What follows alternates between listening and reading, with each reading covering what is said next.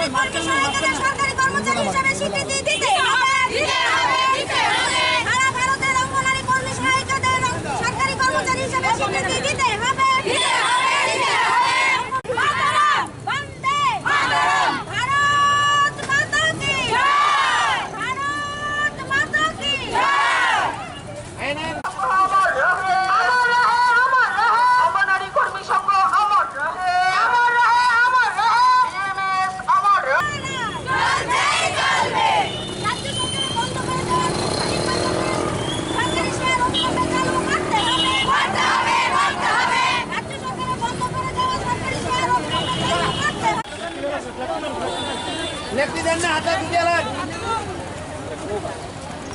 সাত দফা দাবি নিয়ে আজকে আমরা ডিএম এর কাছে ডেপুটেশন দেব। মূলত কি কি দাবিগুলি? আমাদের 7 দফা দাবির মধ্যে প্রধান হচ্ছে আমাদেরকে সরকারি কর্মচারী হিসাবে স্বীকৃতি দিতে হবে, কারণ দীর্ঘদিন ধরে এই আইসিডিএস প্রকল্প ভারতবর্ষে চালু রয়েছে, কিন্তু আমাদেরকে এখনও সরকার সরকারি কর্মচারী হিসাবে স্বীকৃতি দেয়নি। তাই আমাদের প্রধান দাবি হচ্ছে আমাদেরকে সরকারি কর্মচারী হিসাবে স্বীকৃতি দেওয়া। দ্বিতীয় হয়েছে আমাদেরকে সমস্ত ধরনের সামাজিক সুরক্ষা অর্থাৎ পেনশন, গ্র্যাজুইটি সহ সব কিছু আমাদেরকে দিতে হবে। আমাদের কোনো ধরনের ছুটি ছাটা নেই। সরকারি এমপ্লয়িরা যে ধরনের ছুটি ভোগ করে এবং অবশ্যই মেডিকেল লিভ আমাদেরকে দিতে হবে। এছাড়া রয়েছে আমাদের অঙ্গনারী কর্মীদেরকে, বিশেষ করে রাজ্য সরকার বিগত 3 বছর ধরে রাজ্যে প্রতিষ্ঠিত হয়ে গেলেও আমাদেরকে এখনও আমাদের যে শেয়ার দিত সেই রাজ্য সরকারের শেয়ারটা বন্ধ করে দিয়েছে। কাজে রাজ্য সরকারের কাছে আমাদের প্রধান দাবি আমাদের বন্ধ করে দেওয়া শেয়ার অবিলম্বে চালু করতে হবে রাজ্য সরকারকে, নইলে আমরা আগামী দিন আরও বৃহত্তর আন্দোলনে যাব। এই ডেপুটেশনই আমাদের শেষ নয়। তাছাড়া আমরা সবসময় যারা অঙ্গনারী কর্মী হিসেবে রিক্রুটমেন্ট পায় তাদের সবাইকে জব ট্রেনিং থেকে শুরু করে রিফ্রেশার ট্রেনিং সব কিছু দেওয়া হয় আমাদের 6টি প্রকল্পের উপরে।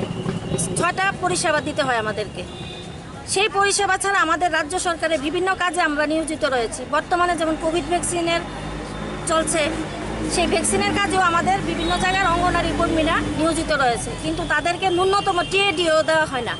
ভাতা প্রদান তো দূরের কথা।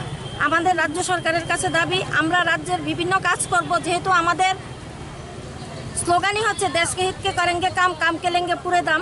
তা আমরা দেশের স্বার্থে কাজ করব, কিন্তু কাজের বিনিময়ে আমাদেরকে সাম্মানিক ভাতাও প্রদান করতে হবে। এগুলি হচ্ছে আমাদের আজকের মুখ্য দাবি, এবং আজকের এই দাবি যদি পূরণ না হয় আমরা আগামী দিনে আরও বৃহত্তর আন্দোলনে যাওয়ার পরামর্শ দেব। আমার নাম মঞ্জুলা চক্রবর্তী, অল ত্রিপুরা অঙ্গনারী কর্মী সংঘের সাধারণ